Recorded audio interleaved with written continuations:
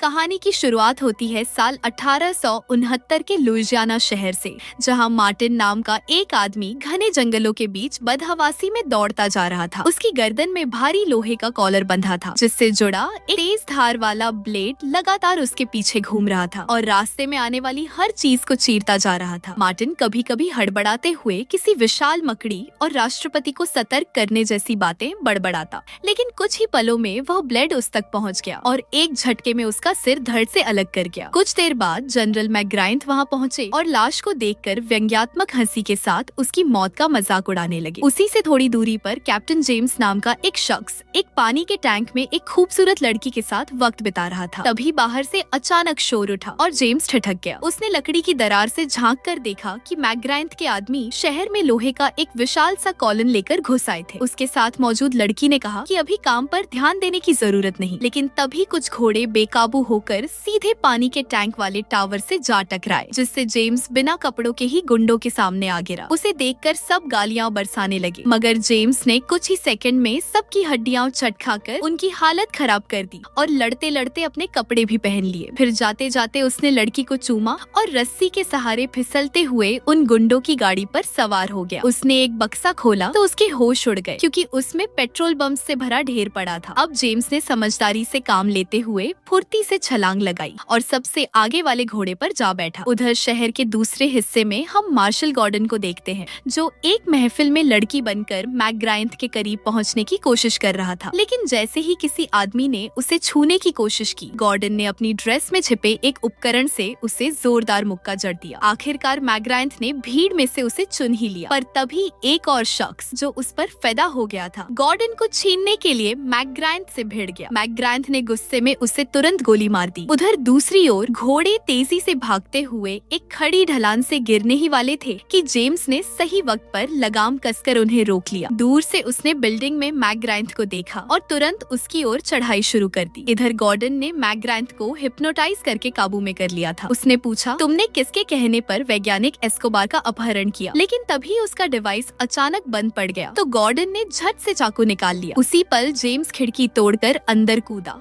और मैकग्राइंथ पर टूट पड़ा। जेम्स उसे गोली मारने ही वाला था कि गॉर्डन ने रोकते हुए कहा, हम अभी इसे जिंदा चाहते हैं। इसी बीच मैकग्राइंथ ने मौका पाकर जेम्स को दीवार पर धक्का दिया और वहां से भाग निकला। जेम्स उसके पीछे दौड़ा और मुख्य क्षेत्र में पहुंचकर मैकग्राइंथ के गुंडों से भिड़ गया, जिससे वहां अफरा तफरी मच गई। गॉर्डन ने देखा कि कुछ लुटेरे वैज्ञानिक एस्कोबार को लेकर भाग रहे हैं, तो उसने उन्हें रोकने की कोशिश की, लेकिन जेम्स गलती से उससे टकरा गया और दोनों आपस में ही भिड़ पड़े। इस अफरा तफरी का फायदा उठाकर सारे बदमाश निकल भागे। इसके बाद हम एक खतरनाक वैज्ञानिक डॉक्टर आर्लिस को देखते हैं। उसने अपनी एक गार्ड को कहा कि बिल्डिंग में मौजूद लोगों के होंठ पढ़कर समझे कि वे क्या बात कर रहे हैं। उसे पता चला कि गॉर्डन और जेम्स पुलिस अधिकारी हैं। वैसे उसके आदमी वैज्ञानिक एस्कोबार को सफलतापूर्वक किडनैप कर चुके थे। इसके बाद आर्लिस ने पेट्रोल बमों से भरी गाड़ी को बिल्डिंग की ओर धकेला, जिससे वहाँ जबरदस्त धमाका हुआ। कई दिन बाद जेम्स को राष्ट्रपति कार्यालय बुलाया गया। जैसे ही वह कमरे में प्रवेश किया, जेम्स को तुरंत एहसास हो गया कि सामने खड़ा शख्स असली राष्ट्रपति नहीं, बल्कि कोई भेष बदलने वाला है। लेकिन उस भेषधारी ने इस बात को मानने से साफ इनकार कर दिया। तब जेम्स ने चेतावनी देने के लिए छत की ओर गोली चला दी। आखिरकार वह आदमी मजबूर होकर बोला, ठीक है, मैं ही गॉर्डन हूँ। उसी समय असली राष्ट्रपति ग्रांट वहाँ पहुँचे। उन्होंने कहा, तुम दोनों मेरे सबसे भरोसेमंद जासूस हो और इस मिशन के लिए तुम्हें साथ मिलकर काम करना होगा। राष्ट्रपति ने उन्हें एक गुप्त कक्ष में ले जाकर बताया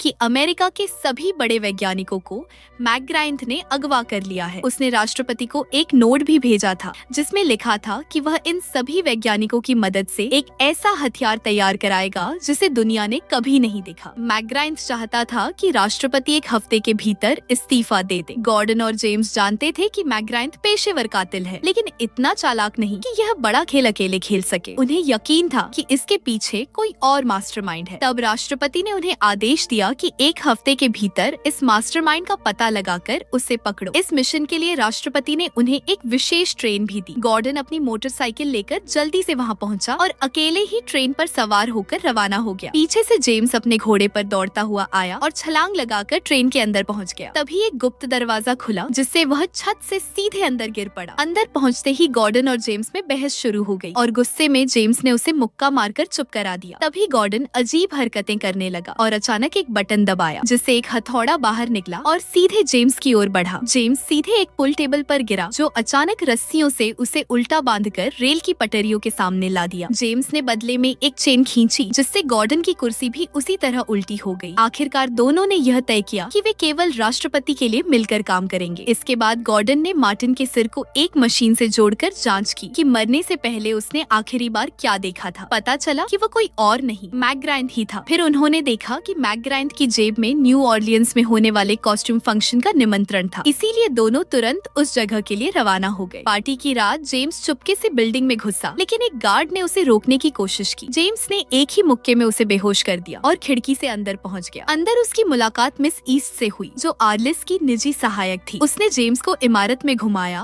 और महल का दौरा कराया। इसी दौरान जेम्स ने भीड़ में गॉर्डन को पहचान लिया जो वेश बदलकर वहां आया था। फिर नर्तकियों और गायकों के आने से शो की शुरुआत हुई। साथ ही अब्राहम लिंकन का विशाल प्रतिमा अंदर लाई गई, लेकिन अचानक उसमें जबरदस्त धमाका हो गया। आर्लिस जिसका आधा शरीर गायब था अंदर से बाहर आया। उसे जीवित देखकर सभी लोग हैरान रह गए। जेम्स उसके पास गया और मैकग्राइंट के बारे में पूछा, लेकिन आर्लिस ने ऐसा उत्तर दिया मानो वह मैकग्राइंट को जानता ही न हो। इसी बीच गॉर्डन ने कुछ डांसर्स को छिपकर साइड में जाते देखा और उसे एक लड़की की चीख सुनाई दी। बाद में देखा गया कि आर्लिस और मैकग्राइंट अकेले में कुछ गुप्त बातें कर रहे थे। जेम्स भी छिपकर उनकी सारी बातें सुन रहा था। मैकग्राइंट बहुत गुस्से में था क्योंकि पिछले हमले में उसके सारे हथियार नष्ट हो गए थे। तब आर्लिस ने उसे एक नक्शा दिखाया और कहा कि वह उस जगह पर नदी के पास नए हथियार पहुंचा देगा। उन दोनों के चले जाने के बाद जेम्स दफ्तर में घुसा और कागज पर बने नक्शे के निशान ट्रेस करने लगा, लेकिन उसी समय मिस ईस्ट वहां आई और उसे चूमकर उसका ध्यान भटकाने लगी। जेम्स ने देखा कि पेंटिंग के पीछे कुछ हलचल हो रही है। असल में वहाँ एक गार्ड छिपा हुआ था। गार्ड ने तुरंत बंदूक निकालकर जेम्स पर निशाना साधा, लेकिन गोली गलती से मिस ईस्ट को लग गई। जेम्स गुस्से में आगा बुला हो गया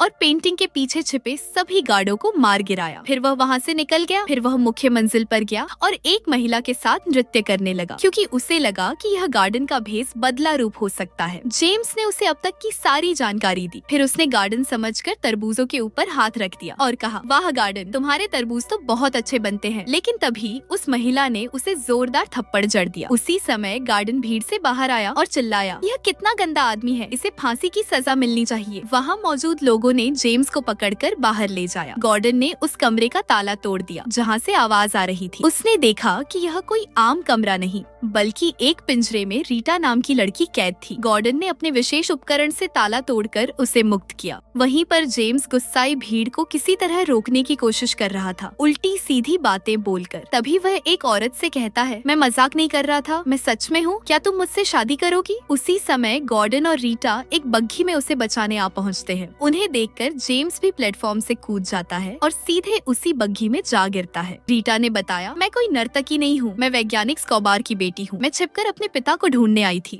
तभी नदी के किनारे आर्लिस और मैकग्राइंट अपने अगले योजना की तैयारी कर रहे थे। किनारे पर मैकग्राइंट के सैनिक उसके आदेशों का इंतजार कर रहे थे। इसी समय भाप से चलने वाला एक टैंक आया और सैनिकों को लगा कि यह उनका नया हथियार है। वे खुशी मनाने लगे, लेकिन अचानक टैंक ने जोरदार फायरिंग शुरू कर दी जिसमें सभी सैनिक मारे गए। मैकग्राइंट के पैरों तले जमीन खिसक गई और वह आर्लिस पर चिल्लाया, तुमने मुझे धोखा क्यों दिया? तब आर्लिस ने कहा, यह मेरा बदला है। दरअसल मैकग्राइंट ने मुझे एक लड़ाई में अकेला छोड़ दिया था। उस लड़ाई में मैंने अपना आधा शरीर खो दिया। मैकग्राइंट गुस्से में बंदूक निकालने ही वाला था, लेकिन आर्लिस ने अपनी व्हीलचेयर से गोली चलाकर उसे मार दिया। फिर उसने अपने साथियों से कहा कि 1000 किलो सोना स्पाइडर कैनन नामक जगह पर लाया जाए, जिसके बाद वह अपना सबसे बड़ा हथियार बाहर निकालेगा। जब रीटा, जेम्स और गार्डन वहाँ पहुँचे तो उन्होंने देखा कि सभी सैनिकों की लाशें बिखरी पड़ी हैं और आर्लिस वहाँ से गायब था। तब जेम्स ने एक कहानी सुनाई जिसमें न्यू लिबर्टी शहर में इसी तरह का हथियार इस्तेमाल हुआ था। वहाँ उसी तरह के टैंक से बुजुर्ग और बच्चे मारे गए थे। तभी उन्हें पानी की ओर से आवाज आई और पता चला कि मैकग्राइंट अभी जीवित है। जेम्स मानता था कि मैकग्राइंट ही न्यू लिबर्टी हादसे का जिम्मेदार है, लेकिन मैकग्राइंट ने कहा, मुझे फंसाया गया है। असल में इस सब के पीछे आर्लिस का हाथ है। इतना कहते ही वह दम तोड़ दिया। फिर रीटा ने बताया कि उसने महल में सुन लिया था कि आर्लिस कहाँ जाने वाला है और उसका क्लास वह तभी करेगी अगर जेम्स और गार्डन उसे अपने साथ ले जाएंगे। जब दोनों मान गए तो रीटा ने कहा कि आर्लिस यूटा शहर जा रहा है, लेकिन यह सुनते ही जेम्स और गार्डन ट्रेन में चढ़ गए और रीटा को वहीं छोड़ दिया। मगर रीटा ने भी हार नहीं मानी, बल्कि वो भागकर उसी जगह से अंदर घुस गई जहाँ पहले जेम्स आया था। सुबह उठकर गार्डन ने देखा कि जेम्स ने अपने एक एक जूते में चाकू फिट कर लिया था। जल्द ही वे सभी आर्लिस की ट्रेन के पास पहुंच गए, लेकिन जैसे ही वे एक सुरंग में घुसे, अचानक आर्लिस की ट्रेन गायब हो गई। वे समझ नहीं पाए कि यह कैसे हुआ। असल में आर्लिस की ट्रेन विशेष बीम्स का उपयोग करके ऊपर उठ गई थी, जिसके कारण जेम्स और गॉर्डन अपनी ट्रेन में उससे आगे निकल गए। तभी आर्लिस ने पीछे से उन पर गोलीबारी शुरू कर दी। जेम्स पूल टेबल पर लेटकर नीचे पटरियों तक पहुंच गया, लेकिन दुर्भाग्य से उसकी रस्सी टूट गई और वह ट्रेन से पटरियों पर गिर पड़ा। तब जेम्स ने मौका देखकर वही रस्सी आर्लिस की ट्रेन से बांधी और ऊपर चढ़ गया। फिर उसने चिमनी में झांकने की कोशिश की, लेकिन तभी एक गार्ड ने पीछे से उस पर हमला कर दिया। दोनों में लड़ाई शुरू हो गई और जेम्स ने अपने जूते में छिपे चाकू की मदद से गार्ड को मार गिराया। फिर उसने लाश को चिमनी में फेंक दिया। इधर आर्लिस ने एक शिकंजा फेंककर दोनों ट्रेनों को जोड़ दिया था। लाश की वजह से अचानक बॉयलर में धमाका हुआ और दोनों ट्रेनें रुक गई। अब जब आर्लिस उनकी ट्रेन में घुस रहा था, रीटा और गॉर्डन तुरंत भागकर छिप गए। तभी जेम्स भी वहाँ पहुँच गया और अचानक रीटा ने गलती से स्लीप गैस बॉम्ब एक्टिव कर दिया, जिससे तीनों वहीं बेहोश हो गए। थोड़ी देर बाद गॉर्डन और जेम्स को होश आया। वे जमीन पर पड़े थे और उनकी गर्दन में लोहे की कॉलर लगी थी। साथ ही उनके चारों ओर लोहे की तारें बंधी हुई थी। आर्लिस उनके सामने आकर उनकी हार का मजाक उड़ाने लगा। फिर वह उसी ट्रेन में रीटा को लेकर चला गया। तब गॉर्डन ने अपनी जेब चेक की, लेकिन कोई उपकरण नहीं मिला। सिर्फ एक नोट मिला, जिसमें लिखा था कि जब तक तुम इस तार के अंदर हो तब तक जीवित रहोगे। जेम्स को इस पर विश्वास नहीं हुआ, इसलिए उसने जांच के लिए तार से बाहर कदम बढ़ाया। तभी अचानक एक मशीन एक्टिव हो गई, जिसमें से दो गोल ब्लेड तेजी से घूमते हुए निकले। रास्ते में आने वाले सभी पेड़ पौधे उनके पीछे काटने लगे। गॉर्डन चिल्लाया, इन कॉर्नर मैग्नेट्स की शक्ति पूरे 400 साल बाद खत्म होती है। अब वे दोनों जान बचाने के लिए पास के एक खेत में जा घुसे। वे एक दूसरे के सामने खड़े हो गए। जैसे ही ब्लेड उनके करीब पहुँचे, दोनों नीचे कूद गए। ब्लेड आपस में टकराकर टूट गए, लेकिन उसी समय उन्हें एहसास हुआ कि वे गोबर से भरे गड्ढे में गिर चुके हैं।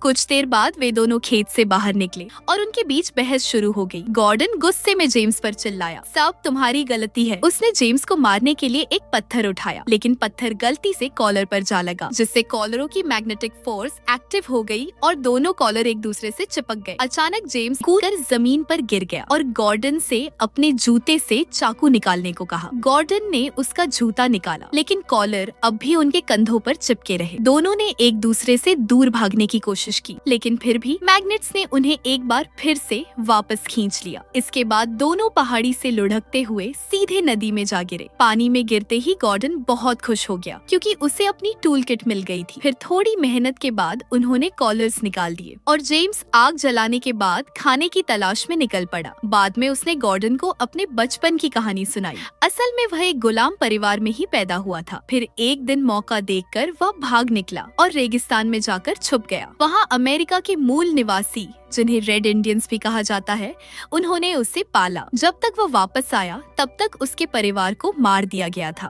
तभी अचानक उनके सामने एक विशेष प्रकार की मधुमक्खी ने मकड़ी को पकड़ लिया। गॉर्डन इस दृश्य को काफी ध्यान से देख रहा था। फिर अगले सुबह दोनों रेगिस्तान से चल पड़े। अचानक गॉर्डन के हाथ का कॉलर अपने आप उसे आगे खींचने लगा। पता चला कि यह आर्लिस की खौफनाक रेल पटरी थी। अब वे इसके जरिए आर्लिस का पीछा कर सकते थे। आखिरकार वे स्पाइडर कैनन नामक जगह पर पहुंच गए, जहां उनकी ट्रेन भी मौजूद थी। उन्होंने देखा कि आर्लिस ने यहाँ अपना एक पूरा शहर बसाया हुआ था। उसका सबसे बड़ा हथियार था एक बहुत ही विशाल और भारी स्पाइडर, जो अपने रास्ते में आने वाली हर चीज को चकनाचूर कर सकता था। दोनों अपनी ट्रेन में पहुँचे और जेम्स ने साफ कपड़े और हथियार निकाल लिए। तभी गॉर्डन को वो मधुमक्खी वाली बात याद आई और उसने कहा कि आर्लिस को रोकने के लिए उन्हें दाविंची की फ्लाइंग मशीन जैसी कोई चीज बनानी चाहिए। लेकिन जेम्स ने कहा, हमारे पास इतना समय नहीं है। इसी बीच हम देखते हैं कि राष्ट्रपति ग्रांट एक उद्घाटन समारोह में थे। अचानक जमीन हल्की हल्की हिलने लगी और विशाल स्पाइडर सबके सामने आ गया। देखते ही सभी लोग डर के मारे इधर उधर भागने लगे। तभी आर्लिस ने एक ट्रेन में धमाका कर दिया। उसी समय गॉर्डन राष्ट्रपति का भेष बनाए हुए स्टेज पर आया और बोला, मैं ही असली राष्ट्रपति हूँ। तभी जेम्स स्पाइडर पर चढ़ गया। अब आर्लिस ने दोनों ग्रांट्स पर जाल फेंककर उन्हें कैद करने की कोशिश की। इसी बीच एक गार्ड ने जेम्स को देख लिया और उसे गिराने के लिए गोली चला दी। फिर हम देखते हैं कि आर्लिस ने अपने अड्डे पर मिलकर एक मीटिंग बुलाई। उसने घोषणा की कि वह अमेरिका के छोटे छोटे हिस्सों को अलग अलग देशों को बेच देगा और एक हिस्सा अपने लिए रखेगा। इधर जेम्स को होश आया तो उसे एहसास हुआ कि वह जीवित है। फिर वह वापस ट्रेन पर पहुंचा और वहां हथियार के नाम पर बेल्ट में छुपी एक छोटी बंदूक मिली। गॉर्डन के कॉस्ट्यूम्स देखकर जेम्स को एक आइडिया आया। तभी आर्लिस अपने बेस पर ग्रांट यानी गॉर्डन को मारने के लिए तैयार हो गया। लेकिन उसी समय वहाँ एक डांसर आई जो असल में जेम्स था। उसने अपनी चालों से आर्लिस को भटका दिया और छिपके उसकी कुर्सी से चाबियां निकालकर गॉर्डन को दे दी। गॉर्डन ने तुरंत खुद को मुक्त कर लिया, लेकिन तब जेम्स ने गलती से अपनी बाह में छुपे फ्लेम थ्रोअर्स को एक्टिव कर दिया और वहाँ आग फैल गई। आर्लिस ने अपने सैनिकों को गोली चलाने के आदेश दिए, लेकिन जेम्स ने आग से उन्हें भस्म कर दिया। फिर आर्लिस और उसके गार्ड्स ग्रांट को पकड़कर स्पाइडर के अंदर चले गए। जब और सैनिक जेम्स की ओर बढ़ रहे थे तो उसने एक बम फेंककर जोरदार धमाका कर दिया। इधर रीटा ने सभी वैज्ञानिकों को मुक्त कर दिया और उन्हें एक सुरक्षित स्थान पर ले गई। जेम्स कुछ समझ नहीं पा रहा था, इसलिए उसने गॉर्डन से कहा कि जल्दी से वह फ्लाइंग मशीन बनाओ। कुछ ही देर में गॉर्डन ने वह मशीन तैयार कर दी। जाने से पहले कंडक्टर ने उन्हें कुछ बम दिए और कहा कि वह एक पुलिस वाला है जिसे राष्ट्रपति ने उन पर नजर रखने के लिए भेजा था। अब जेम्स और गॉर्डन उस मशीन के साथ पहाड़ी से कूद गए। एक बार तो लगा कि काम तमाम हो गया, लेकिन जल्द ही मशीन उड़ने लगी। इधर हम देखते हैं कि विशाल स्पाइडर शहर में पहुंच चुका था, जहां आर्लिस ने लोगों को मारना और इमारतों को गिराना शुरू कर दिया। वह चाहता था कि दबाव में आकर राष्ट्रपति उसकी बात मान ले, लेकिन उसी समय जेम्स और गॉर्डन अपनी फ्लाइंग मशीन में वहां पहुंच गए। उन्होंने हवा से बम फेंककर हमला कर दिया। इधर आर्लिस भी उन पर हमला कर रहा था। अचानक उनकी फ्लाइंग मशीन गिरकर सीधे स्पाइडर से टकरा गई, जिससे एक गार्ड गिर गई, लेकिन बाकी गार्ड्स ने उन्हें घेर लिया और आर्लिस के सामने ले आए। तभी जेम्स ने आर्लिस का मजाक उड़ाया तो आर्लिस ने बटन दबाकर उसे नीचे वाले हिस्से में फेंक दिया। आखिरकार जेम्स का सामना एक योद्धा से हुआ जिसके हाथ कटे हुए थे और उनकी जगह पर तेज धार वाले ब्लेड लगे हुए थे। तुरंत ही दो और लड़ाके उस पर टूट पड़े। जेम्स ने बड़े साहस और निडरता के साथ उनका सामना किया। फिर उसने मशीन की एक चेन की मदद से ब्लेड वाले योद्धा को दूर फेंक दिया, दूसरे आदमी को इंजन में धकेल दिया और अब बारी थी तीसरे योद्धा की, जिसके मूंछों पर उसने जोरदार वार कर उसे धराशायी कर दिया। इसी बीच वहाँ एक और आदमी आया जिसकी त्वचा पूरी तरह लोहे जैसी थी। जेम्स चाहे उस पर कितने भी वार करे, पर उस पर कोई असर नहीं हुआ। अब जेम्स का दुश्मन उसे स्पाइडर से नीचे फेंकने वाला था, मगर अचानक उसकी चिप्स में बिजली का झटका लगा और जेम्स की जगह वो खुद ही नीचे गिर गया। इसके बाद जेम्स ने आर्लिस को धक्का दिया तो आर्लिस अपनी चेन से बाहर निकलकर मैकेनिकल टांगों पर खड़ा हो गया। अब जेम्स ने उसे मक्का मारकर घुमा दिया तो आर्लिस ने भी उसे पीटा। फिर वह जेम्स के हाथों पर पैर रखकर उसकी छाती पर लगातार वार करने लगा। इसी बीच गॉर्डन ने अपनी शर्ट में छुपी हुई छोटी बंदूक निकाली और फटाक से गोली चला दी, लेकिन उसका निशाना चूक गया तो आर्लिस हंस पड़ा। पर तभी उसे एहसास हुआ कि गोली उसकी मैकेनिकल टांग में लग गई थी और अब वह चल नहीं पा रहा था। इसके बाद गॉर्डन और जेम्स ने मिलकर सभी गुंडों को हराया और उन्हें एक एक करके स्पाइडर से नीचे गिरा दिया। तभी ग्रांट ने देखा कि स्पाइडर पहाड़ी से नीचे गिरने वाला है। गॉर्डन ने उसे नियंत्रित करने की कोशिश की, लेकिन कोई फायदा नहीं हुआ। आर्लिस फिर से अपनी कुर्सी पर लौट आया और अपनी डरावनी बंदूक से गोली चलाई, लेकिन यह जेम्स की बजाय स्पाइडर पर जा लगी। इसी समय स्पाइडर पहाड़ी की चोटी पर पहुंच चुका था। अचानक आर्लिस और जेम्स दोनों फिसल गए। जेम्स किसी तरह आर्लिस की व्हीलचेयर पकड़कर बचा रहा था। आर्लिस अब भी देश को तबाह करने की बातें कर रहा था तो जेम्स ने उसकी कुर्सी का लीवर खींच दिया, जिससे आर्लिस खाई में गिर गया, जबकि जेम्स एक चेन पकड़कर बच गया। इसके बाद राष्ट्रपति ग्रांट ने घोषणा की कि उन्होंने सीक्रेट सर्विस नाम की एक एजेंसी बनाई है जिसका काम राष्ट्रपति की सुरक्षा करना होगा और इस एजेंसी के पहले एजेंट होंगे गॉर्डन और जेम्स। बाद में रीटा ने दोनों का आभार व्यक्त किया और फिर उसने खुलासा किया कि स्कोबार उसके पिता नहीं बल्कि पति हैं। यह सुनकर दोनों दंग रह गए। रीटा मुस्कुराते हुए वहाँ से चली गई। जेम्स और गॉर्डन ने एक दूसरे को देखा और फिर स्पाइडर पर चढ़कर सूर्यास्त की ओर उड़ निकल गए।